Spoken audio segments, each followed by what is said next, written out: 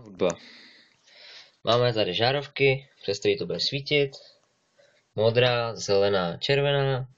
Tady máme ty dráty, jak to vede. To se teda vidět není. Tady máme, jak to vede do počítače, že to je vedený z počítače. Tady to je prostě sebraný, aby to hrálo takhle, z toho neřeš. A tady je celá ta barevná hudba. Hodně drátů. Dobře, takže teď to pustím.